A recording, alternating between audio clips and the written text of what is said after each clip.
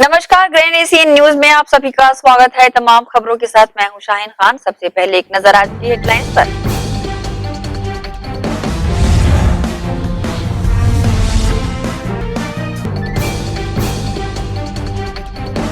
ठगड़ाबांध बस्ती में काबिज अवैध कब्जाधारियों और निगम प्रशासन के साथ हुई तीखी बहस। विवाद बढ़ते ही बस्ती की तरफ से हुई पत्थरबाजी, पुलिस बल ने खदेड़ा।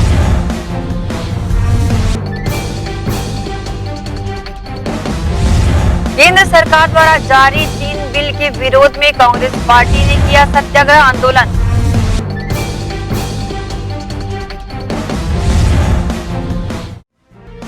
पशुधन के लिए शहरवासियों को मिली सौगात। अब पशुओं को बेहतर इलाज के लिए लोगों को नहीं पड़ेगा भटकना।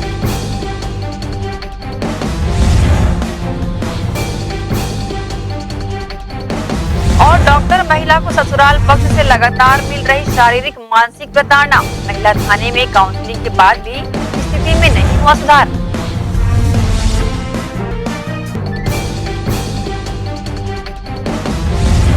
अब खबरें विस्तार से। सरदार वल्लभ भाई पटेल की 145वीं जयंती व पूर्व प्रधानमंत्री इंदिरा गांधी की पुण्यतिथि के अवसर पर दुर्ग कांग्रेस द्वारा इन महापुरुषों की प्रतिमाओं पर माल्यार्पण कर भावपूर्ण श्रद्धांजलि दी गई। दुर्ग जिला व शहर कांग्रेस के द्वारा शनिवार को सरदार वल्लभ भाई पटेल जी की 145वीं जयंती व इंदिरा गांधी की पुण्यतिथि मनाई गई। गौरतलब है कि शहर जिला कांग्रेस द्वारा सभी कार्यकर्ता व पदाधिकारी की उपस्थिति में दुर्ग स्थित इंदिरा मार्केट में स्थापित इंदिरा गांधी की प्रतिमा पर माल्यार्पण किया गया। साथ ही इंदिरा गांधी अमर रहे के नारों के साथ भावपूर्ण श्रद्धांजलि दी गई। तत्पश्चात दुर्ग के पटेल चौक स्थित स्थापित सरदार वल्लभ भाई पटेल जी की प्रतिमा में माल्यार्पण कर उनके बताए मार्गों पर चलने का संकल्प लिया गया। इस अवसर पर दुर्ग महापौर धीरज बाकलीवाल, सभापति राजेश यादव, शहर अध्यक्ष गया पटेल सहित अन्य पदाधिकारी उपस्थित रहे। इसे लेकर न्यूज टीम को प्रतिक्रिया कांग्रेसियों ने दी। आज पूर्व प्रधानमंत्री इंदिरा गांधी की पुण्यतिथि का कार्यक्रम और सरदार वल्लभ भाई पटेल की जन्म जयंती का कार्यक्रम शहर जिला कांग्रेस के नेतृत्व में इंदिरा जी की प्रतिमा पर माल्यार्पण किया गया। उसके पश्चात सरदार वल्लभ भाई पटेल की माला अर्पण किया गया।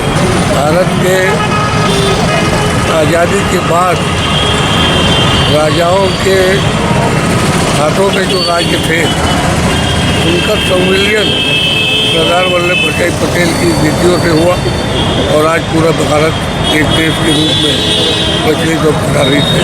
आज लौह पुरुष सरदार वल्लभ भाई पटेल जी की जयंती है और यशस्वी पूर्व प्रधानमंत्री स्वर्गीय इंदिरा गांधी जी की पुण्यतिथि हम लोगों ने कांग्रेस वालों ने मनाया यहाँ पर और इस बात का संकल्प लिया कि उनके बताए हुए मार्गों पर हम चलें और उनके आदर्श विचारों को हम आत्मसात करें और आम जनता तक उनके संदेशों को पहुंचाएं। उन्होंने जो जो कार्य किए देश हित के लिए, किसानों के लिए, महिलाओं के लिए और गरीब वर्गों के उत्थान के लिए जो कार्य किए हैं उसका हम लोग संकल्प लेकर उन्हीं के आदर्शों पर चलने का आज यहाँ पर हम लोगों ने संकल्प लिया है। जिस तरह से कांग्रेस के पदाधिकारियों व कार्यकर्ताओं द्वारा इन महापुरुषों की याद कर भावपूर्ण श्रद्धांजलि देकर उन्हें याद किया जा रहा है। अब देखना होगा कि इन महापुरुषों की प्रतिमा स्थल के संधारण की याद कब तक इन्हें आती है।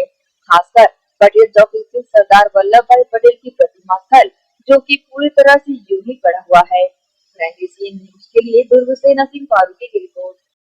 ठगड़ाबांध बस्ती में निगम द्वारा अवैध कब्जा खाली कराने को लेकर बस्ती वासियों व पुलिस प्रशासन के बीच हुई मुठभेड़। बढ़ते विवाद को देखते हुए बस्ती में हुई पत्थरबाजी।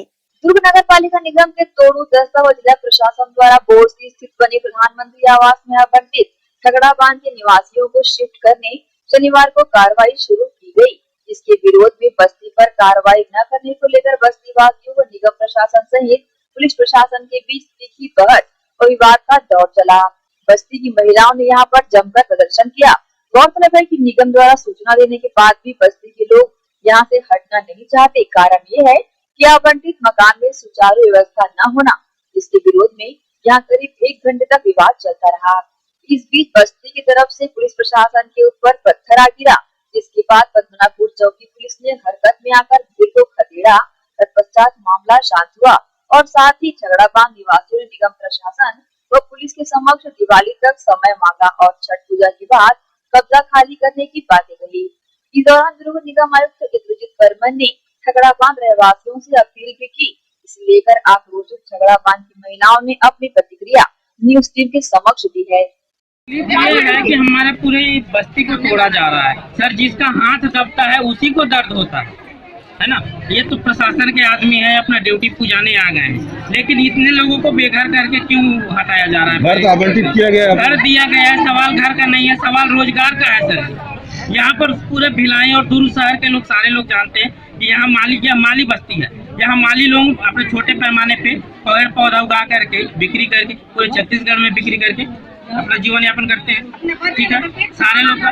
और इस काम के लिए सर्वोपरि है कि पानी जरूरी है, इसलिए ये तालाब के किनारे बसे हैं। फिर आप वहाँ से हम बदलापुर आएंगे, वहाँ से कितना घंटा, 1 घंटा आते लगी, 1 घंटा जाते लगी।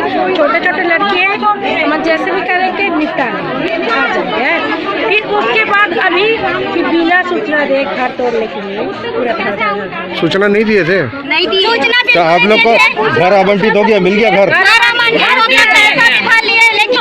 हम लोग का घर है, हम लोग का घर भी तोड़ा जा रहा है। हम लोग को पैसे में घर दे रहा है, लेकिन हम लोग पैसे में नहीं जाएंगे, फोकट में जाएंगे, फोकट का घर देंगे। हम लोग का घर तोड़ा है। कितना पैसा मांगा जाए? 5,000 मांग, कौन 5,000 मांग रहे, 5,000 75,000 किस्ती में भरेंगे, किस्ती में भरेंगे तो भाई किस्ती में गरीब हम लोग गरीब है, गरीब हमारे से। ठगड़ा बांध में हुए अवैध कब्जों को लेकर निगम आयुक्त इंद्रजीत बर्मन ने न्यूज टीम को विस्तार पूर्वक जानकारी दी।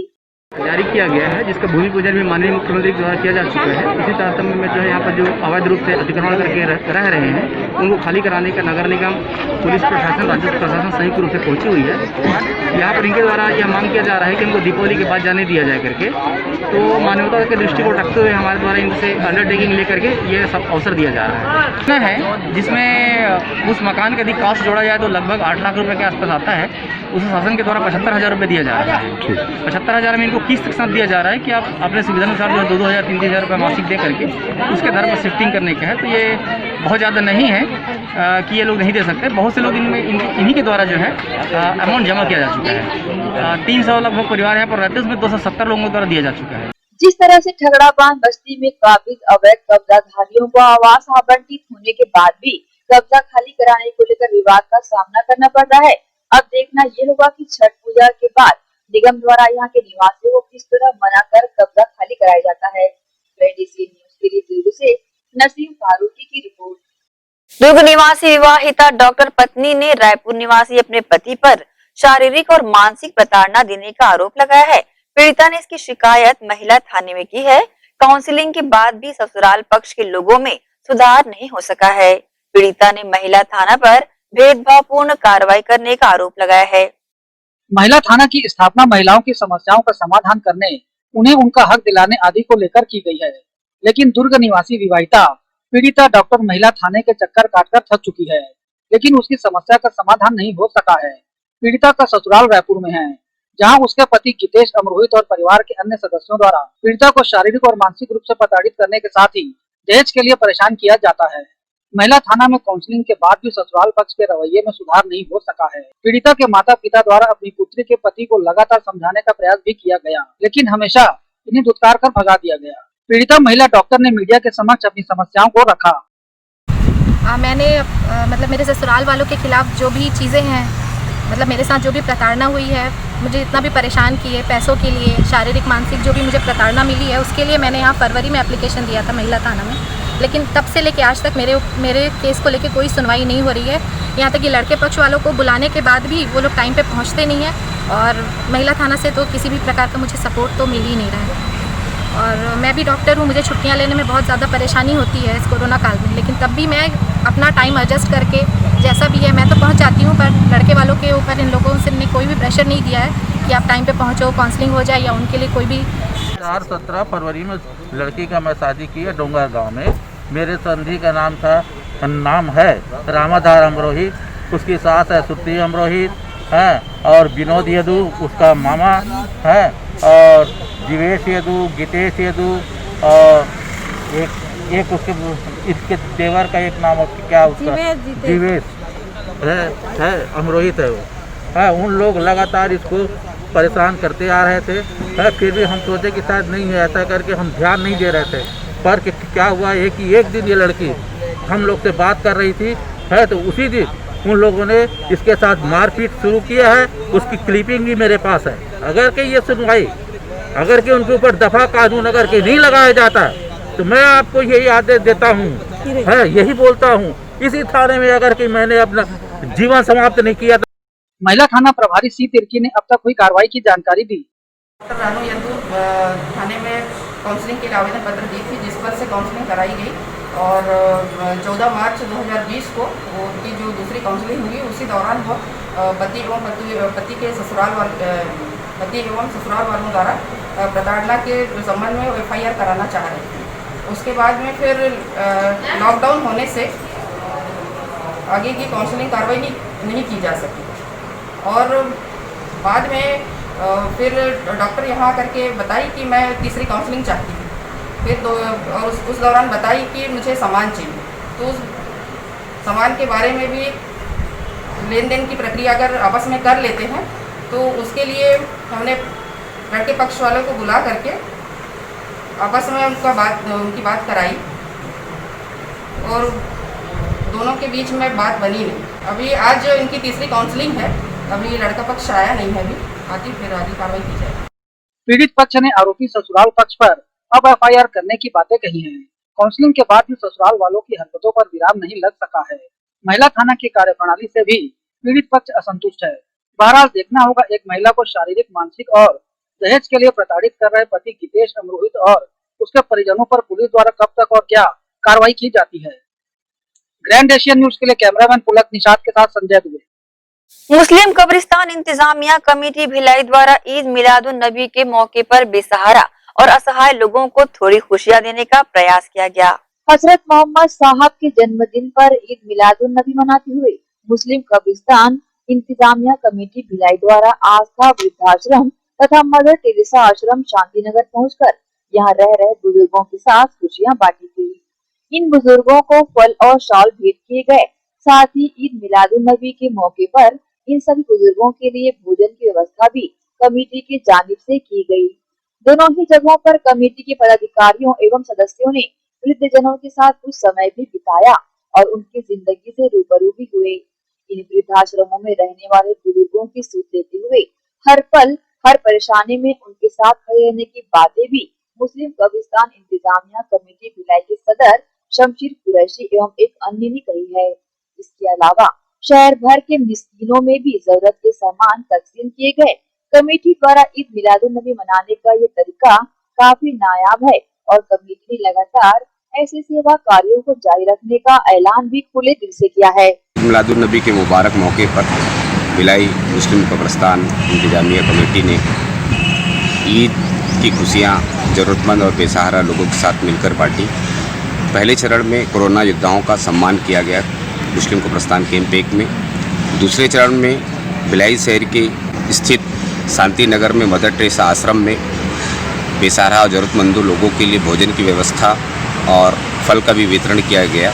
साथ ही सेक्टर 2 आस्था आश्रम में भी जाकर इंतजामिया कमेटी के लोगों ने बेसहारा और ज़रूरतमंद लोगों को फल का वितरण किया और आने वाले समय में भी कई इलाकों में जाके जैसे कि जामा मस्जिद सेक्टर 6 के बेसहारा लोगों को वहाँ कंबल का वितरण किया गया। सर, हमारे बुजुर्ग की आज यौम विलादत या पैदाइश कह लीजिए, उस पावन पर्व पर आज हम सभी मुस्लिम कब्रिस्तान इंतजामिया के लोग ये वृद्धाश्रम शांति नगर में अपने हुजूर की पैदाइश के सुनहरे पल को उन बुजुर्गों के साथ बिताने आए हैं जिनका यहाँ इस शहर में कोई नहीं है वृद्धाश्रम में, और उन सबको फल और साल वितरण करने भोजन की भी कमेटी की तरफ से व्यवस्था की गई है।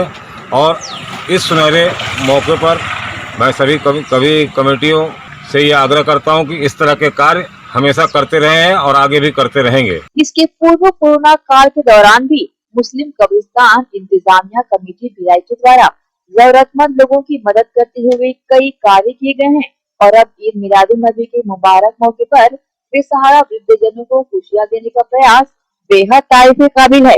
ग्रैंड एशियन न्यूज के लिए भिलाई से संतोष शर्मा की रिपोर्ट। किसान मजदूर विरोधी कानून के विरोध में शनिवार को कांग्रेस द्वारा संभाग आयुक्त कार्यालय के सामने केंद्र सरकार के खिलाफ सत्याग्रह आंदोलन किया गया।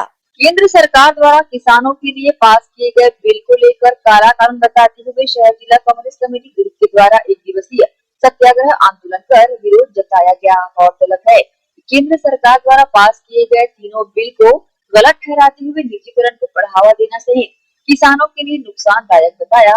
इसी कड़ी में सत्याग्रह के पंडाल पर विरोध जताने दुर्ग महापौर धीरज बाकलीवाल, सभापति राजेश यादव, शहर जिला अध्यक्ष गया पटेल, मदन जैन, अल्ताफ अहमद, रत्ना नारायण देव सहित अन्य पार्षद व पदाधिकारियों ने केंद्र सरकार की तानाशाही रवैये पर अपना विरोध जताया। इस अवसर पर दुर्ग महापौर व शहर जिला अध्यक्ष ने न्यूज टीम को अपनी प्रतिक्रिया दी। केंद्र सरकार ने जो 3 काला कानून लाया है जिससे आज किसान दर दर भटक रहे हैं, मिनिमम सपोर्ट प्राइस को खत्म करना, मंडी को लगभग खत्म करने की जो साजिश चल रही है, कॉन्ट्रैक्ट फार्मिंग जिसमें किसान अपने ही खेत में गुलाम बन के रह जाएगा, मतलब लगभग कृषि को औद्योगिकरण करने की जो साजिश चल रही है। तीसरा, आवश्यक वस्तु अधिनियम को खत्म करना, स्टॉक लिमिट खत्म करना, आज मंडी अधिनियम को खत्म करना भरसक विरोध करते हैं और जब तक केंद्र सरकार इसको वापस नहीं लेती है तब तक अलग अलग तरीके से हम लोग आंदोलन माननीय राहुल गांधी जी के निर्देश पर, माननीय यशस्वी मुख्यमंत्री भूपेश बघेल जी के नेतृत्व में, मोहन मरकाम जी के नेतृत्व में और माननीय विधायक अरुण वोरा जी के नेतृत्व में हम लोग करते रहेंगे और जब तक ये काला कानून वापस नहीं होगा हम लोग निरंतर सड़कों पर उतर के इसका विरोध करते रहेंगे। प्रदेश के निर्देशानुसार हम सब विरोध कर रहे हैं। जैसा आपको मालूम है आज के जो धरना प्रदर्शन है वह उसी विरोध के संबंध में रखा गया है। आपको मालूम है कि पहला जो कानून पारित हुआ है मंडी को नियोजित ढंग से भंग किया जा रहा है। मंडी को नियोजित ढंग से भंग करने का अर्थ है किसानों के विरुद्ध कानून को पारित करना। जब तक इस बिल को वापस नहीं लाएगा कांग्रेस किसानों के साथ है और जब तक इस बिल को वापस नहीं ले जाता तब तक धरना और प्रदर्शन आंदोलन जारी रहेगा। किसानों के हित के लिए लाए गए तीनों बिल पर जिस तरह कांग्रेस द्वारा सत्याग्रह कर विरोध प्रकट किया जा रहा है, अब देखना ये होगा कि इस बिल में फेरबदल करने को लेकर कांग्रेस पार्टी और क्या क्या प्रयास करती है। न्यूज के लिए दुर्ग से नसीम फारूकी की रिपोर्ट। जश्न ईद मिलादुन नबी के मौके पर ग्राम ढौर में सूफियाना कव्वाली व नाते पाक का कार्यक्रम किया गया। अंचल के मशहूर गायक जो कि गायकी के क्षेत्र में अपना लोहा मनवा चुके हैं, आरिफ व उनकी टीम द्वारा कव्वाली नबी की शान में प्रस्तुत की गई। आइए देखते हैं इसकी खास झलकियां।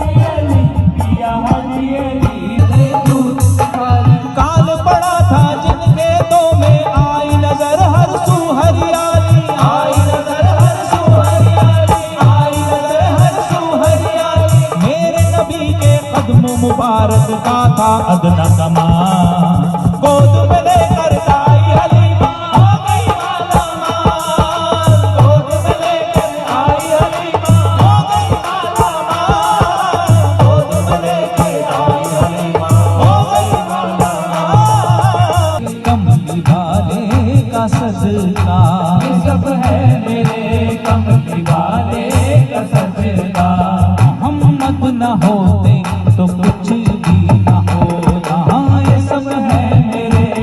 इसी के साथ ही रुकेंगे एक छोटे से ब्रेक के लिए, जल्द हाजिर होते हैं। आप सब बने रहिए ग्रैंड एशियन न्यूज के साथ।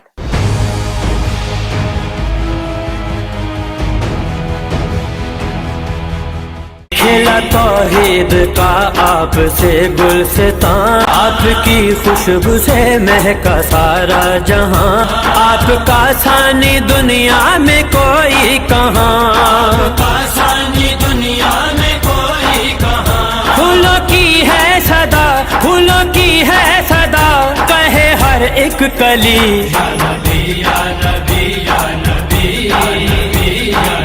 सहेली गोल्ड सुरक्षा बंधन, आइए समझते हैं कैसे होगा सिर्फ आपका फायदा। सोने का भाव कम हो जाए तो आपको ज्वेलरी मिलेगी आपकी डिलीवरी वाले दिन के रेट पर। सोने का भाव बढ़े तब भी आपको ज्वेलरी मिलेगी बुकिंग के समय वाले रेट पर। गोल्ड सुरक्षा योजना के तहत गोल्ड का भाव बढ़े या घटे आपका फायदा निश्चित है। सोने का भाव घटे तो भी आपको ज्वेलरी मिलेगी खरीदने वाले दिन के भाव पर। सहेली ज्वेलर्स की सभी शाखाओं पर खरीदी करने से पाए दोहरा लाभ। 916 हॉलमार्क ज्वेलरी का आज का भाव 47,200 रूपए प्रति 10 ग्राम। प्रत्येक 7,500 की खरीदी पर पाए लाखों के उपहार जीतने का मौका। आज ही बुकिंग कराएं और लाखों के उपहार जीतने का मौका पाएं। लकी ड्रॉ निकलने की तारीख 25 नवंबर 2020। 2 लकी ड्रॉ निकाले जाएंगे। स्थान सहेली jewellers civic centre Bhilai. Saheli jewellers Durg, Bhilai, Utai, Gunderdehi, Sirsa road से। BM Shah hospital and research centre, जी हाँ, शहर के हृदय स्थल शास्त्री नगर में संचालित BM Shah multi speciality hospital, जहां 24 घंटे आपातकालीन सुविधाएं, casualty, OT, ICU, MICU, NICU, OPD, X ray, CT scan, MRI, sonography, dialysis सेवा उपलब्ध, एम्बुलेंस सेवा भी उपलब्ध, साथ ही प्राइवेट वार्ड व जनरल वार्ड उपलब्ध। शहर के प्रख्यात विशेषज्ञों द्वारा उपचार। हॉस्पिटल के विभाग जनरल फिजिशियन, न्यूरो फिजिशियन, प्रसूति रोग, न्यूरो सर्जन, जनरल सर्जन, चर्म रोग, कान, नाक, गला, शिशु रोग विशेषज्ञ। साथ ही हॉस्पिटल को 2 भागों में बांटा गया है, कोविड जोन व नॉन कोविड जोन। विशेष देखरेख में कोविड जांच के लिए RT-PCR जांच सुविधा एवं रिपोर्ट 24 घंटे में उपलब्ध। हमारा पता BM Shah multi speciality hospital, Shastri Nagar, Bhilai. Mobile number आजा आजा जिंदे शामी आने के तले, आजा जरी वाले नीले आसमान के तले। जय हो जय हो। अगर आप करते हैं छुप छुप कर डांस या फिर अकेले छत पर गाते हैं गाना और लगता है आपको कि आपकी प्रतिभा है मंच के काबिल, तो हम देंगे आपको नीला आसमान दुनिया पर छा जाने के लिए। फिर देर ना करें, छोड़ें अपनी झिझक और तुरंत ग्रैंड एशियन न्यूज के ऑफिस पहुंचकर कराएं अपना रजिस्ट्रेशन। नीचे दिए गए हमारे पते या नंबरों पर संपर्क करें और दिखाएं अपनी प्रतिभा पूरी दुनिया को। जब हम हैं आपके साथ तो डरने की क्या है बात। दर्श टीवीएस शोरूम, हमारे यहाँ टीवीएस कंपनी की सभी BS6 गाड़ियाँ उपलब्ध है। आकर्षक कलर्स में मनमोहक टीवीएस की गाड़ियाँ ग्राहकों की मांगों पर उपलब्ध है। हर वाहनों की खरीदी पर निश्चित उपहार। समय समय पर कैंप लगाकर सर्विस की जाती है। Labour charge 100% free. दर्श टीवीएस शोरूम में त्योहारी सीजन में आकर्षक उपहार ग्राहकों के लिए उपलब्ध कराए जाते हैं। हमारा पता दर्श टीवीएस शोरूम, अमन ढाबा के बाजू, ग्रैंड एशियन न्यूज कार्यालय के नीचे, ground floor, Junwani Kohka road, Bhilai, Chhattisgarh. Phone number 07882960336। Sales हेतु हमें संपर्क करें 7477279780। सर्विस हेतु संपर्क करें 8349279780।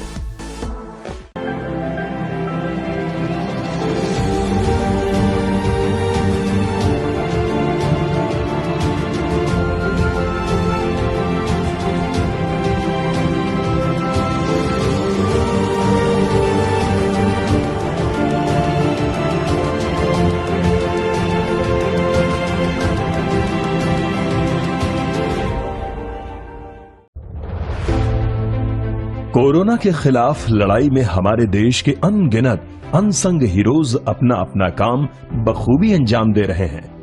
डॉक्टर्स, नर्सेस, पुलिस विभाग, सफाई कर्मचारी, नगर निगम कर्मचारी, बैंक कर्मचारी, ये सब तो हमारी नजर के सामने हैं, लेकिन कुछ हीरोज ऐसे भी हैं जिनका ख्याल भी हमारे दिमाग में नहीं है। वो है हमारे केबल हीरोज। कोरोना से फाइट करने के लिए आप सब अपने घरों में हैं और आपका और आपके परिवार का मनोरंजन कर रहा है टीवी, इंटरनेट। क्या आप जानते हैं कि आपके घर में टीवी बराबर चलता रहे, आपका पसंदीदा चैनल आप तक लगातार पहुंचता रहे और इंटरनेट में कोई रुकावट न आए? उसके लिए हजारों केबल ऑपरेटर्स और केबल वर्कर्स 24/7 आपके मनोरंजन के लिए काम कर रहे हैं। सभी केबल कर्मचारियों को सलाम और शत शत नमन।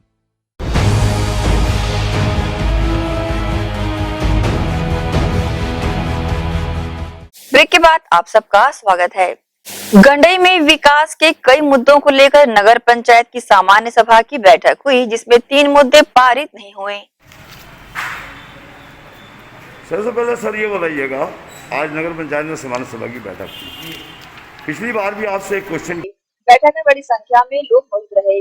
पत्रकारों को बैठक में नहीं बुलाने को लेकर सीएमओ प्रमोद शुक्ला ने कहा कि हो सकता है भूलवश ऐसा हो, अगली बार ध्यान रखा जाएगा। दयालु साहू की फर्जीवाड़े के खिलाफ फाइलें कलेक्टर राजनांदगांव के पास लंबित है। वहीं बैठक को लेकर इस तरह की जानकारी न्यूज टीम को दी गई। तो जांच समिति कलेक्टर साहब के द्वारा गठित कर दी गई थी, जो जांच करके अपना प्रतिवेदन ले गई है। उसमें जो भी उसका निर्णय आएगा उसी के ऊपर से कार्रवाई होगी। सभी कार्यों में ना प्रक्रिया जारी है नियमानुसार, और कार्रवाई के तहत काम पूर्ण करके किए जा रहे हैं। खास विषय तो ये था, डामरीकरण रोड का था, गांधी चौक से बहेरा पाटा तक डामरीकरण का 45 लाख। ये सबसे बड़ा खास कृषि विकास का मुद्दा था, ये सर्वसम्मति से पास हो गया। बहरहाल बैठक में कई विकास कार्यों को लेकर चर्चा की गई, साथ ही प्रस्ताव भी पारित किए गए। न्यूज के लिए गंडई से राशिद जमाल सिद्दीकी की रिपोर्ट। जिला बलौदा बाजार स्थित ग्राम अहिल्दा में इन दिनों शिमला मिर्च की खेती कर रहे किसान काफी परेशान हैं। पहले तो मौसम की मार ने किसानों को रुलाया, वहीं रही सही कसर बारिश ने पूरी कर डाली। इसके बाद भी किसानों ने हार नहीं मानी। पूरे एहतियात बरतने के बाद भी शिमला मिर्च की फसल को सुरक्षित रखने गार्डन मेड भी लगाया। बावजूद इसके शिमला मिर्च की फसल को कीटों ने बर्बाद कर दिया, जिसके कारण किसानों को लाखों रुपए का नुकसान हुआ है। अब किसान इस बात से चिंतित है कि पहले ही उन्होंने कर्ज लेकर शिमला मिर्च की खेती की थी, अब फसल बर्बाद होने के बाद कर्ज चुकाएं तो कैसे चुकाएं। बीएसपी की टीए प्रशिक्षुओं की बैठक सेक्टर 1 अम्बेडकर पार्क में संपन्न हुई। बैठक में बीएसपी प्रबंधन की कार्यप्रणाली की आलोचना करते हुए बीएसपी के सीईओ के नाम ज्ञापन आईआर विभाग को सौंपा गया। बीएसपी के टीए प्रशिक्षु काफी लंबे वक्त से अपनी नौकरी की समस्या को लेकर संघर्षरत हैं, लेकिन इन्हें नौकरी के नाम पर केवल आश्वासन ही मिलता आया है। शनिवार को सेक्टर 1 अम्बेडकर पार्क में सभी प्रशिक्षुओं की बैठक संपन्न हुई, जिसमें आगे की रणनीति पर चर्चा की गई। बैठक में बीएसपी में नियमितीकरण की मांग को लेकर सभी ने अपने विचार रखे। तत्पश्चात सभी टीए प्रशिक्षु बीएसपी के आईआर विभाग पहुंचे और संयंत्र के सीईओ के नाम ज्ञापन प्रबंधक एम प्रसाद को सौंपा। टीए संगठन के अध्यक्ष संतोष सिंह ने बैठक की जानकारी दी। आज जो हम लोग ज्ञापन सौंप रहे हैं, भिलाई इस्पात संयंत्र के ट्रेड अप्रेंटिस प्रशिक्षु लड़के हैं। इसमें भिलाई इस्पात संयंत्र के कुछ अधिकारियों ने हाईकोर्ट में, उच्च न्यायालय में इतना बड़ा षड्यंत्र रचा इन्होंने, जिसके कारण हम सब लोगों की पाई हुई रोजगार छीन गई। उसके बाद अनेक तरह से षड्यंत्र करते आज हम लोग संघर्ष के लिए बाध्य हैं और उच्च न्यायालय में मामला लगाया है। उसी संबंध में हम लोग उच्च प्रबंधन को ये बताने जा रहे हैं कि अब अभी भी दया करिए और इस 2 विषय पे जो आज हम लोगों ने वो किया है कि छत्तीसगढ़ उच्च न्यायालय में फर्जीवाड़ा और भिलाई प्रशिक्षु कल्याण समिति के जो युवक हैं वो हमारे साथ के लड़के हैं, उन्होंने भी फर्जीवाड़ा करना शुरू कर दिया और हमारे से आर्थिक किया है। उसके लिए न्याय की गुहार करने जा रहे हैं। काफी लंबे वक्त से आप लोग संघर्षरत हैं। जी, लंबा वक्त हो गया और ये न्याय की लड़ाई है और उच्च न्यायालय से फर्जीवाड़ा की लड़ाई है। और चूँकि सामने हमारे विरोधी पक्ष में बहुत पावरफुल लोग हैं, इसलिए हमारे को थोड़ा दिक्कत हो रहा है, लेकिन जीत हमारी तय है। ये निश्चित है कि हमारे पास सारे साक्ष्य हमारे पास। किस तरह का फर्जीवाड़ा? ये छत्तीसगढ़ उच्च न्यायालय से फर्जीवाड़ा है ना। और उसमें यह है कि छत्तीसगढ़ उच्च न्यायालय में इन्होंने कूट रचना किया, फर्जी रूप से रीट लगाया और उसके बाद हम लोग को क्षति पहुंचाया। ये उच्च न्यायालय से फर्जीवाड़ा किया गया है, इसमें याचिका उच्च न्यायालय को लगाना चाहिए। अब हमारा ये मांग है। गौरतलब है कि संयंत्र में नियमितीकरण नहीं होने से सभी टीए प्रशिक्षुओं के समक्ष रोजी रोटी का संकट खड़ा हो गया है। इनका आरोप है कि बीएसपी के कुछ अधिकारियों द्वारा इन्हें गुमराह किया गया है। बहरहाल नियमितीकरण की मांग को लेकर इनका संघर्ष जारी है। ग्रैंड एशियन न्यूज के लिए कैमरामैन पुलक निषाद के साथ संजय दुबे। एक तरफ जहां छत्तीसगढ़ शासन द्वारा गोधन न्याय योजना की शुरुआत होने से पशुपालकों में काफी हर्ष देखा जा रहा है और गोबर से खाद के अलावा अन्य सजावटी सामान भी छत्तीसगढ़ में बनाए जा रहे हैं, वहीं दूसरी ओर इसके पूर्व रोका छेका अभियान की शुरुआत छत्तीसगढ़ शासन द्वारा की गई थी, जिसके तहत आवारा पशुओं को पकड़कर गौठानों में पालने की योजना थी, जो अब विफल होती नजर आ रही है।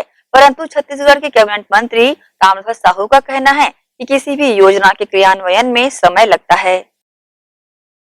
अच्छी बात है कि वो गोधन न्याय योजना चालू हुआ तब से भिलाई क्षेत्र ज़्यादा अग्रसर है, एक्टिव है, बहुत अच्छी बात है। ऐसे गांव में भी काफ़ी सक्रियता है, लाभ मिल रहा है। और शहर में तो ज़्यादा उसको रुझान कई शहरों में इसलिए मिल रहा है कि यहाँ आवारा पशु ज़्यादा है और दो तरफा इससे फ़ायदा होता है। आवारा पशुओं को एक जगह इकट्ठा करना भी हो जाता है, रात में दिन में सड़कों में रहते एक्सीडेंट होता है, उससे भी बचाव होता है। और गोबर खरीदी जब से चालू हुआ है कई प्रकार के उसको उपयोग हो रहे हैं और आने वाले समय में उसके और भी व्यापक असर सामने आएगा। तो इसलिए खुशी है कि भिलाई में इसका अच्छा बसाव। योजना विफल होते नज़र नहीं आ रही, अभी तो योजना शुरू हुआ है। 4-6 महीने में कोई योजना विफल नहीं होती। लोगों को समझते, स्वीकार करते और काम करते 1-2 साल लग जाता है, उसके बाद ही योजना का अंकन किया जाता है। तो अभी ऐसी कोई बात नहीं है, धीरे धीरे सब लोग, गांव और शहर की संस्कृति में अंतर है, धीरे धीरे यहाँ भी सब समझ जाएंगे और अच्छा। संस्कृति से छात्रों व युवा पीढ़ी को जोड़ने का प्रयास गुरुकुल फाउंडेशन के माध्यम से किया जाएगा। इसका विधिवत शुभारंभ शुक्रवार को किया गया। यहाँ प्रदेश के यशस्वी गृह मंत्री ताम्रध्वज साहू मुख्य अतिथि रहे। आज की सोशल मीडिया की क्रांति या फिर कह सकते हैं कि शिक्षा को लेकर लोगों का दिखावा जो कि पाश्चात्य पद्धति पर ज्यादा केंद्रित नजर आता है। यही कारण मान सकते हैं कि छात्र व युवा पीढ़ी अपनी बेशकीमती संस्कृति सभ्यता को भूलते जा रहे हैं। ऐसे में हमारे छात्रों व युवाओं को हमारी संस्कृति से जोड़ने व उनका बहुमूल्य ज्ञान देने का प्रयास किया जा रहा है। जी हाँ, गुरुकुल फाउंडेशन के माध्यम से संस्कृति को बढ़ावा देने गुरुकुल का शुभारंभ किया जा रहा है। इस गुरुकुल पाठशाला का शुभारंभ शुक्रवार को किया भी गया। दुर्ग के निजी होटल में गुरुकुल फाउंडेशन का शुभारंभ राज्य के गृह मंत्री ताम्रध्वज साहू ने विधिवत दीप प्रज्वलित कर किया। शुभारंभ कार्यक्रम में शिक्षाविद आईपी मिश्रा, जिला कलेक्टर सर्वेश्वर नरेंद्र भूरे सहित शहर के गणमान्य शामिल रहे। अतिथि देवो भव के तहत फाउंडेशन के द्वारा अतिथियों का भव्यता से स्वागत सम्मान किया गया। गुरुकुल फाउंडेशन के शुभारंभ पर पहुंचे राज्य के गृह मंत्री ताम्रध्वज साहू ने इस पहल को मानव जीवन के लिए बहुत ही ज्यादा बेहतर बताया। साथ ही उन्होंने पूरी टीम को इस पहल के लिए बधाइयां भी दिल से दी। ये चीज़ें हमेशा कारगर साबित होती हैं और ये आवश्यकता है प्रकृति के हिसाब से, मानव जीवन के हिसाब से, भविष्य के हिसाब से। लोगों में समझदारी इसकी आती रहे, बढ़ती रहे, इसका प्रचार प्रसार होता रहे, लोग इसका जितना ज़्यादा फायदा ले सकें ले, इसी में मानव जीवन की बेहतरी भी है, हमारा अपना भविष्य भी है। फाउंडेशन का प्रयास कैसा है सर? बहुत बढ़िया प्रयास है। आदरणीय जयंत पांडे जी को, आदरणीय आईपी मिश्रा जी को, सबको बहुत बहुत बधाई और शुभकामना। और सबसे आपके चैनल के माध्यम से निवेदन भी कि इसका सर्वाधिक सदुपयोग करें और फायदा लें। साथ ही फाउंडेशन के संस्थापक जयंत पांडे ने भी अपनी प्रतिक्रिया इस प्रकार से दी है। जयंत पांडे गुरुकुल फाउंडेशन का इनॉग्रेशन करवाया है माननीय गृह मंत्री जी के द्वारा, और इस गुरुकुल में ज्योतिष, ध्यान, योग और संस्कृत पर हम विशेष करके जोर दे रहे हैं। और इन शास्त्रों को सीखकर आदमी अपने जीवन में बहुत बड़ा बदलाव ला सकता है, ये हमारे विचार है। और इसी के साथ हमने इस गुरुकुल की स्थापना की है कि हम अपने प्रदेश, अपने शहर के बच्चों को, बड़ों को एक अच्छा माहौल दे सकें, नए संस्कार दे सकें। संस्कृत की बात होती है क्योंकि क्या होता है, बच्चे अंग्रेजी सीख के नौकरी करते हैं। नौकरी के लिए सबको ऐसा लगता है कि अंग्रेजी सीखने की ज़रूरत है, और आप देखेंगे कि नौकरी करके कितने लोग खुश हैं। मैक्सिमम लोग फ्रस्ट्रेट है अपनी ज़िंदगी से, क्योंकि सिर्फ वो पैसे कमाने के लिए वो नौकरी करना चाहते हैं, पर आध्यात्मिक रूप से उनके जीवन में कोई प्रगति नहीं हो पा रही है। वो किसी भी धर्म का हो, किसी भी जाति या संप्रदाय का हो, अगर वो अपने धर्म को ठीक से फॉलो करता हो तो अपने जीवन में उसे शांति जरूर मिलती है। और लोग अंग्रेजी के चक्कर में अपनी संस्कृति को भूल गए, चाहे वो किसी भी धर्म का हो, अपनी संस्कृति को याद रखे, उस चीज़ को करे तो उसके जीवन में ज़रूर उसको लाभ मिलेगा। यही सोचकर मैंने गुरुकुल को चालू किया है कि हमारी ये भारतीय पौराणिक संस्कृति है, संस्कृत है, हमारी भाषा है, उसको अगर हम सीखते हैं तो सीख कर हम अपने जीवन को बहुत अच्छा बना सकते हैं। यहाँ हम आपको बता दें कि अत्यंत सरल व्यक्तित्व के धनी व स्वयं एक ज्योतिष भी हैं, जो कि देश व दुनिया का भ्रमण कर चुके हैं। जी हाँ, जयंत पांडे ने इस पहल के लिए अपने राज्य व अपने जिले को चुनकर विश्व पटल में जिले का नाम गौरवान्वित करने की पहल की है। निश्चित ही ये पहल गुरुकुल फाउंडेशन के माध्यम से छात्रों व युवाओं को हमारी संस्कृति से जहाँ जोड़ेगी, वहीं उनका जीवन बेहतर बनाने के लिए कारगर भी साबित होगी। ग्रैंड एशियन न्यूज के लिए दुर्ग से शाहीन खान की रिपोर्ट। पूर्व में बालोद जिले में पदस्थ और वर्तमान में पुलिस लाइन दुर्ग में तैनात आरक्षक अविनाश राय ने गुरुवार की रात शराब के नशे में क्रूरता दिखाते हुए अपने मकान मालकिन की 1.5 साल की बच्ची को सिगरेट से लगभग 50 जगह इसलिए दाग दिया क्योंकि उस बच्ची ने उसे पापा नहीं बोला। बच्ची की मां को इस घटना की जानकारी मिलते ही वह घायल बच्ची को लेकर बालोद थाना पहुंची और रिपोर्ट दर्ज कराई। मामले की जानकारी होने पर प्रदेश के डीजीपी डीएम अवस्थी ने आरक्षक को तत्काल बर्खास्त करते हुए उसकी गिरफ्तारी के आदेश जारी किए, जिसके बाद बालोद की पुलिस टीम ने आरोपी को पावर हाउस स्थित छाया लाव से गिरफ्तार कर लिया है। बेमेतरा जिले के देवकर पुलिस चौकी प्रांगण में सरदार वल्लभ भाई की 145वीं जयंती मनाई गई। बेमेतरा जिले के देवकर पुलिस चौकी प्रांगण पर वल्लभ भाई जी की 145वीं जयंती राष्ट्रीय एकता दिवस के रूप में मनाई गई। पुलिस चौकी देवघर में सरदार वल्लभ भाई पटेल की दूरदर्शिता एवं कार्यों को संभव बनाने, देश की अखंडता, आंतरिक सुरक्षा सुनिश्चित करने के लिए अपना योगदान करने का भी स्वयं को समर्पित करते हुए बेमेतरा पुलिस अधीक्षक दिव्यांग पटेल के दिशा निर्देश पर राष्ट्रीय एकता दिवस की शपथ पुलिस चौकी के समस्त कर्मचारियों के अलावा नगर के गणमान्य नागरिकों ने ली। पुलिस अधीक्षक महोदय बेमेतरा के आदेशानुसार आज दिनांक 31/10/2020 के 1100 बजे राष्ट्रीय एकता दिवस के खास मौके पर सरदार वल्लभ भाई पटेल जी को चौकी प्रांगण में नमन करते हुए देश की अखंडता एवं सुरक्षा को ध्यान रखते हुए राष्ट्रीय एकता का शपथ को ध्यान रखते हुए चौकी देवघर के समस्त स्टाफ एवं नगर के गणमान्य नागरिकों ने शपथ ली, जिसमें देशवासियों के लिए अखंडता एवं सुरक्षा महत्वपूर्ण विषय पर प्रकाश डालते हुए एवं सरदार वल्लभ भाई पटेल के दिशा निर्देश रास्ते पर चलने का शपथ लिया गया।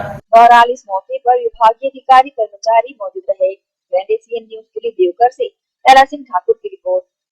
इसी के साथ ही रुकेंगे एक और छोटे से ब्रेक के लिए, जल्द हाजिर होते हैं। आप सब बने रहिए ग्रैंड एशियन न्यूज के साथ।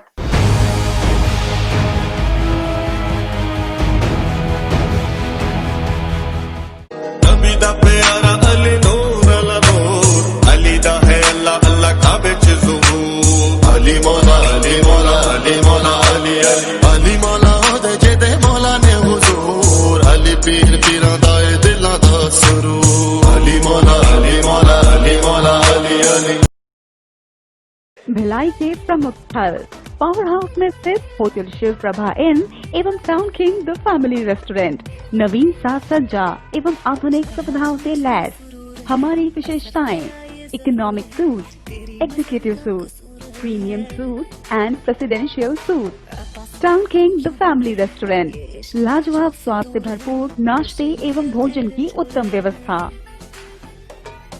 Banquet hall, party hall, conference hall, free Wi-Fi internet, new elevator, travel assistance, safe deposit vault and godown, special tariff plan for corporate, marriage and other functions. Online booking facilities available. Sweet home away from home. Powerhouse railway station व bus stand से मात्र 500 meter पर स्थित hotel Shiv Prabha inn and town king the family restaurant 46 C market अपना KC laws के बाजू में। Power house Bhilai. Contact 98932 15251 और 8966 981590। कोविड-19 के इस दौर में आपके लिए आपकी प्रतिभा दिखाने का सुनहरा अवसर है। जी हाँ, ग्रैंड एशियन न्यूज के माध्यम से आपका सबके दिलों तक पहुंचने का सुनहरा अवसर है एक्सप्रेस योर टैलेंट। अगर आप में नृत्य गायन की प्रतिभा है और आप जमाने को दिखाना चाहते हैं कि आप में वो गुण है जो सबसे अलग है, तो तुरंत संपर्क करें ग्रैंड एशियन न्यूज कार्यालय, 2nd फ्लोर, अमन ढाबा के बाजू, Junwani road.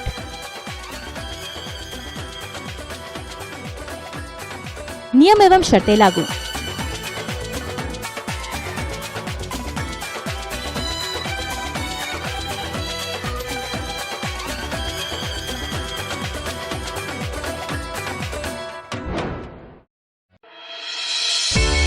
Sunshine multi speciality hospital अब भिलाई 3 चरौदा में भी।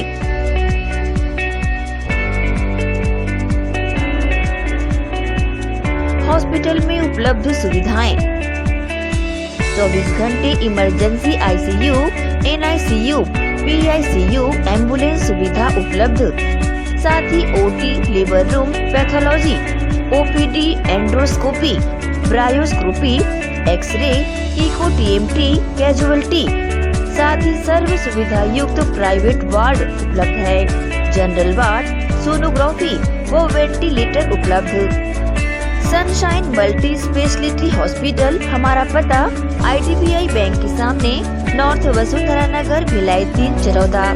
Phone number 7772988811, 7772988822।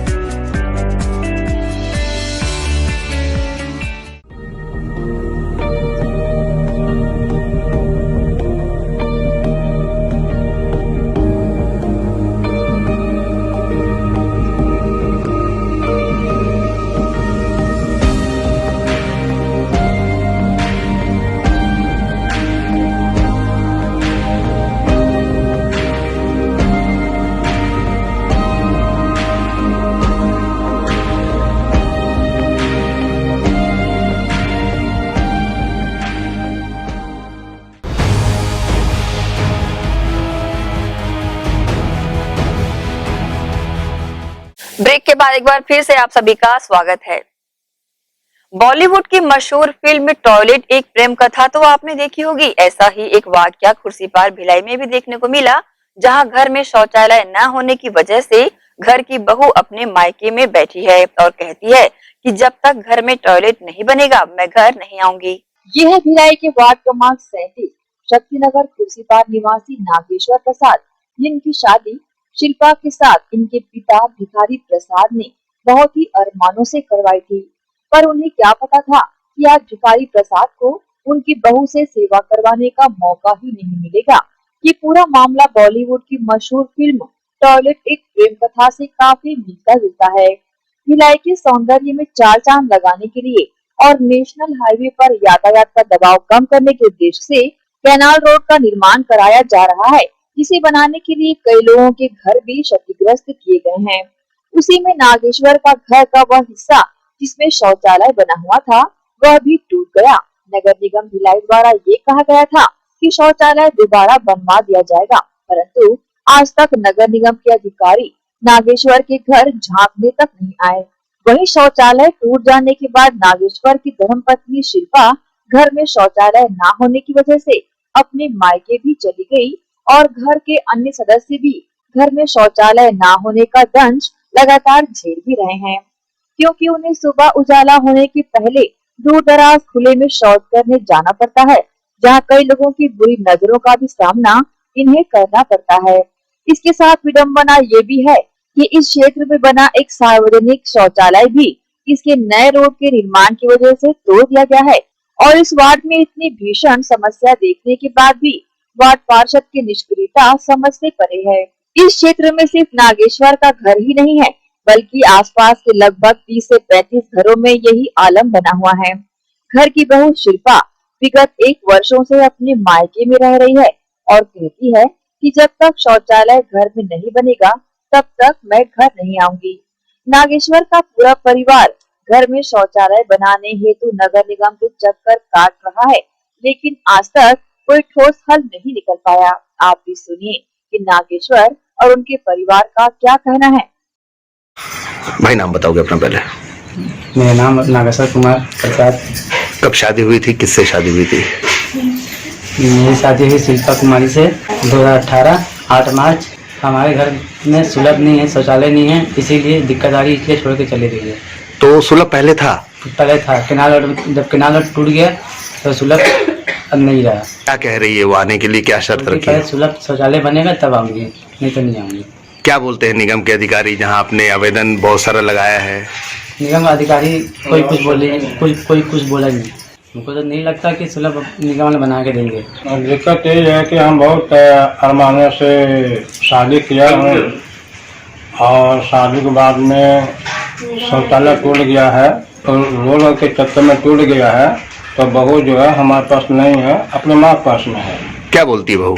अब वो बोलती भाई अपने शौचालय में कैसे आऊँगा, और जो निगम का जो भी कार्यक्रम है भाई अच्छा विकास है, बाकी हमें अपना परिवार हमारे साथ नहीं है। अभी हमको शौचालय चाहिए। यहाँ पर सब जगह मतलब शौचालय ही नहीं है, किराना रोड बनने के कारण टूट गया है, तो बोले बना के देंगे निगम वाले। वहाँ पर भी था तो भी तोड़ दिए हैं। हम लोग है रात बिरात है तो बच्चे लोग भी डरते हैं, सुबह 4 बजे हमको हटियाई तरफ जाना पड़ता है, वहाँ भी सब बैठे रहते हैं तो डर लगता है। हमको क्या शौचालय चाहिए था। हमें बहू भी नहीं है, बोलती है शौचालय बनाओगे, जब हम बोलते हैं चलो तो बोलती शौचालय बनाओगे तब आएंगे आपके यहाँ। शौचालय बनने में क्या दिक्कत है, आपने इसकी शिकायत की है? लोग बनाने नहीं दे रहे हैं हमको। अच्छा, कहते हैं हमारा क्या है, कुआं खराब हो जाएगा, ये है वो है, बनाने नहीं देते हैं। नगर निगम वाले बोलते हैं हम बना देंगे, ऐसे करते करते 2-1.5 साल निकल ही गया है। वहीं दूसरी तरफ हमने नागेश्वर की धर्मपत्नी शिल्पा से भी मिलकर यथास्थिति जानने का प्रयास किया, परंतु शिल्पा ने मिलने से साफ इनकार कर दिया और फोन पर ही अपनी आप बीती बताई। मेरा नाम शिल्पा है, मैं कैंपन में। आपकी शादी कब हुई थी, किससे हुई थी? मेरी शादी 2018 में नागेश्वर कुमार से हुई थी। अच्छा, क्या कारण है कि आज आप अपने ससुराल में नहीं है, मायके में जाके रह रही हैं? वही भी यार, मेरे को बाथरूम टूट गया था, बाहर जाने में बहुत दिक्कत होता था, तो वैसे भी आदत नहीं है बाहर जाने का। अच्छा, इस वजह से मैं इधर रहती हूँ। तो मतलब जब तक बाथरूम नहीं होगा तब तक आप नहीं आ पाओगे? हाँ, बाथरूम होना तो बहुत जरूरी है हर घर में आज के समय में। तो आपके घर वाले कुछ प्रयास कर रहे हैं कि नहीं बाथरूम बनाने के लिए? कर तो रहे हैं अभी। हाँ। कोई ठोस हल नहीं निकलता देख अब इस परिवार ने सामाजिक कार्यकर्ता सुमनशील की मदद से प्रधानमंत्री से मदद की गुहार भी लगाई है। 2 साल पहले शादी होकर नागेश्वर और शिल्पा जी का शादी हुआ था, उस शादी टूटने के कगार पे पहुंच चुका है। उसका कारण केवल शौचालय है। जो टॉयलेट फिल्म जो हम लोग देखे हैं वो वास्तविकता भिलाई नगर निगम के वार्ड क्रमांक 37 शक्ति नगर में देखा जा रहा है।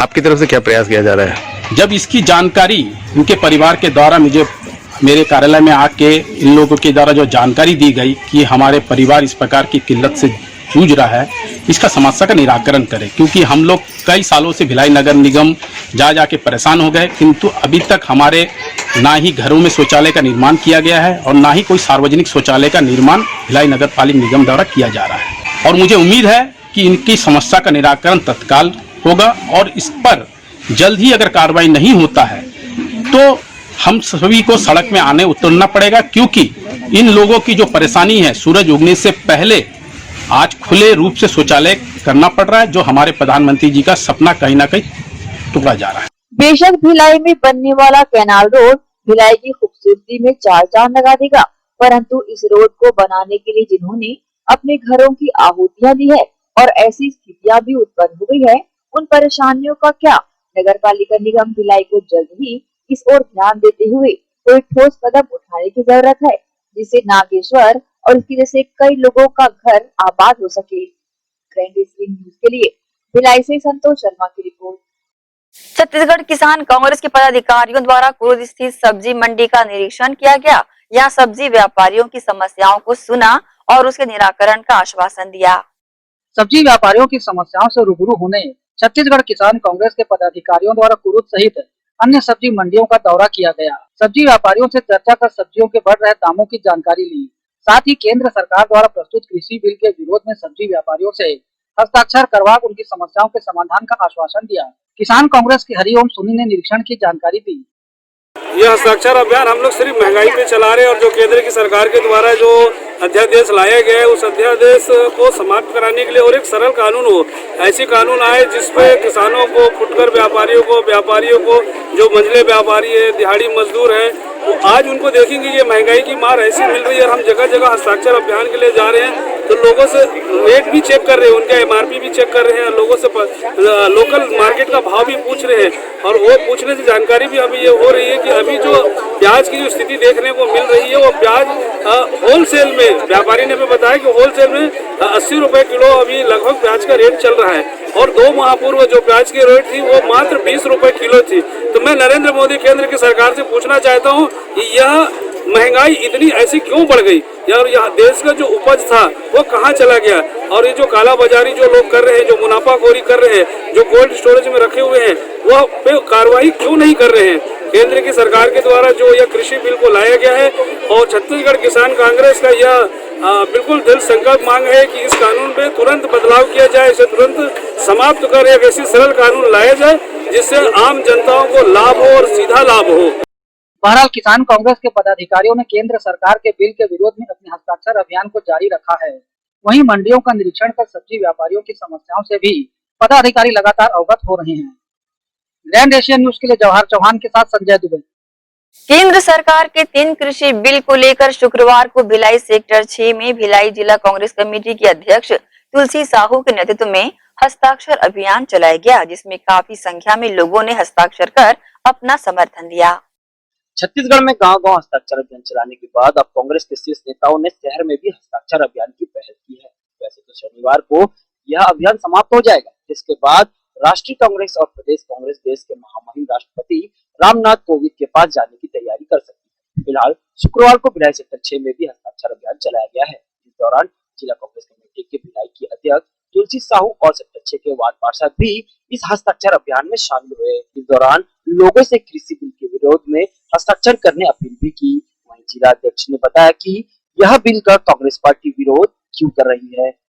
देखिए, हम लोग लगातार हमारे प्रदेश कांग्रेस कमेटी ने अखिल भारतीय कांग्रेस कमेटी के निर्देश पर यह हस्ताक्षर अभियान 3 कृषि बिल, जो इसे हम लोग काला कानून कहते हैं, किसानों के हित में बिना MSP के जिस तरह से बिल को लागू किया गया है उसके विरोध में ये पूरे देश में और उसी कड़ी में यहाँ छत्तीसगढ़ प्रदेश में और पूरे जिले और ब्लॉक में हमारे माननीय मोहन मरकाम जी के नेतृत्व में पूरे प्रदेश में और जिले में चल रहा है। जिस तरह छत्तीसगढ़ की सरकार माननीय भूपेश बघेल जी के नेतृत्व में किसानों को ऊपर उठाने के लिए उन्होंने 25 रुपये समर्थन मूल्य दिया और वही आज देखिए किसान की स्थिति यदि मजबूत है तो आप देखिए हर दुकानदार खुश है। उसका वजह है कि जब तक लोगों के हाथ में पैसे नहीं आएंगे तब तक लोग जो है मार्केट में नहीं जाएंगे। तो मार्केट चलने के लिए आम आदमी के पास पैसे की जरूरत है और ये कृषि प्रधान देश है भारत और छत्तीसगढ़ भी धान का कटोरा कहलाने वाला ये प्रदेश है। ऐसे प्रदेशों में भी, ऐसे देशों में भी यदि हम बिना 120 किसान संगठन है पूरे छत्तीसगढ़ पूरे देश में, उसके बाद भी एक भी किसान संगठन से पूछना जरूरी नहीं समझा केंद्र सरकार ने कि क्या होना चाहिए और उन्होंने मनमाने ढंग से बिल को पास कर दिया। इस बिल के विरोध में हम सब हस्ताक्षर अभियान चला रहे हैं कि पूरे प्रदेश में और देश में जनता क्या चाहती है ये बात हम महामहिम राष्ट्रपति महोदय तक पहुंचाएंगे ताकि ये बिल को या तो निरस्त करे या इस बिल में संशोधन करे। बहरहाल हस्ताक्षर अभियान के साथ ही कांग्रेस अब अंतिम मोड़ पर है। अब देखना होगा कि कांग्रेस का अगला कदम क्या होता है। ग्रैंड एशियन न्यूज के लिए भिलाई से जितेंद्र साहू के साथ रॉबिन ठाकुर की रिपोर्ट। छावनी चौक से वैशाली नगर के बीच बने गौरव पथ में शुक्रवार शनिवार की दरमियानी रात पान ठेले में चोरी हो गई। पान ठेले के ऊपर की छत काटकर आरोपियों द्वारा घटना को अंजाम दिया गया। चोरी में पीड़िता कैंप 1 निवासी महिला मंजुला को लगभग 8,000 रुपए का नुकसान हुआ है। आजीविका के लिए महिला द्वारा पान ठेले का संचालन किया जा रहा था। पीड़ित महिला ने मामले की शिकायत वैशाली नगर थाने में दर्ज कराई है। गौरतलब है कि पान ठेला गौरव पथ के किनारे स्थित है। यहाँ पुलिस की गश्त भी निरंतर जारी रहती है। उसके बावजूद अज्ञात चोरों द्वारा दुस्साहस कर घटना को अंजाम दिया गया। मामले की जानकारी मंजुला ने दी। दुकान कल रात को 8 बजे मैं बंद करी हूँ, सुबह 4 बजे आई तो मेरी दुकान चोरी हुआ है। क्या मुझे को जानकारी। क्या क्या सामान गया है? हुआ है रास्ते में, तम्बाकू, गुड़ाकू, मिठाई, चॉकलेट, बिस्किट, सब सिगरेट, बीड़ी। लगभग कितने का? लगभग 8,000 का सामान कल ही में भरवाई है। इसकी रिपोर्ट आपने करे वैशाली नगर हाँ, चौकी? वैशाली नगर थाने में करवा दी। क्या लगता है किसी के ऊपर शक? मैं किसी के ऊपर डाउट नहीं कर सकती हूँ, क्योंकि मेरे को अभी यहाँ 1.5-2 महीना हो रहा सामान तो लगाए हुए, दुकान लगाए हुए। एक लेडीज हूँ, शायद कोई परेशान करने की कर रहा होगा, किसी की मैं नाम नहीं ले सकती हूँ, मगर कोई ना कोई है, क्योंकि मैं अकेली औरत हूँ। सबको जानकारी है कि अकेली औरत दुकान लगा रही है, कुछ है, शायद कोई परेशान कर रहा है, मैं किसी को इल्जाम नहीं लगा सकती। दुर्ग शहर को पशु अध्ययन चिकित्सालय की मिली सौगात। वासुदेव चंद्राकर की पुण्यतिथि पर इसका लोकार्पण किया गया। वासुदेव चंद्राकर की पुण्यतिथि के अवसर पर पशु अध्ययन चिकित्सालय को विधिवत लोकार्पित किया गया। इस मौके पर पूर्व विधायक प्रतिमा चंद्राकर, प्रदीप चौबे व दुर्ग निगम महापौर धीरज बाकलीवाल के साथ अंजोरा विश्वविद्यालय के कुलपति डॉक्टर NP दक्षिणकर मौजूद रहे, जिन्होंने वासुदेव चंद्राकर के तैल चित्र पर माल्यार्पण कर व दीप प्रज्वलित कर पशु अध्ययन चिकित्सालय को लोकार्पित किया। इस मौके पर निगम महापौर धीरज बाकलीवाल और पूर्व विधायक प्रतिमा चंद्राकर और साथ ही प्रदीप चौबे ने शहर को मिले इस पशु अध्ययन चिकित्सालय की सौगात पर अपनी खुशी जाहिर की और शहरवासियों को बधाइयां देते हुए कहा कि अब पशुधन की सुरक्षा के लिए शहरवासियों को भटकना नहीं पड़ेगा। गौरतलब है कि नवनिर्मित पशु अध्ययन चिकित्सालय में पालतू पशु का उपचार आधुनिक तरीके से विशेषज्ञ द्वारा किया जाएगा, जिसमें एक्सरे, सोनोग्राफी आदि की भी व्यवस्था की गई है। इसे लेकर पूर्व विधायक प्रतिमा चंद्राकर ने इस तरह की जानकारी ग्रैंड एशियन न्यूज को दी है। वासुदेव चंद्राकर विश्वविद्यालय में आज एक हॉस्पिटल का उद्घाटन हुआ है, जिसमें घायल पशुओं का इलाज और हमारे जितने एनिमल हैं, चाहे बकरी है, कुत्ते हैं, उनका और गाय है, उसका सबका इलाज यहाँ पर होगा। ऐसे इस तरह से अस्पताल पहली बार यहाँ पर खुला और मेरे ख्याल से छत्तीसगढ़ में पहला हॉस्पिटल है जिसमें हमारे पशुओं का इलाज, जिस इंसान का इलाज होता है उस तरह पशुओं के इलाज के लिए व्यवस्था की गई है शासन स्तर पर। तो निश्चित रूप से हम सबके लिए खुशी का अवसर है। इसके माध्यम से उसके विकास में हम सबको इसका सहयोग मिलेगा और पशुधन विकास में हमें सहयोग मिलेगा। पशु अध्ययन चिकित्सालय के लोकार्पण के साथ ही जिस तरह शहरवासियों को पशुधन के लिए सौगात मिली है, अब देखना ये होगा कि यहाँ लाए गए पशुओं को कितना लाभ मिल पाता है। ग्रैंड एशियन न्यूज के लिए दुर्ग से नसीम फारूकी की रिपोर्ट। इसी के साथ ही हम आपसे लेंगे इजाजत और जाते जाते हमेशा की तरह एक बार फिर कहना चाहेंगे कि कोरोना संक्रमण का खौफ अब भी लोगों में जारी है, इसलिए ज्यादातर घर पर रहें और सुरक्षित रहें। नमस्कार।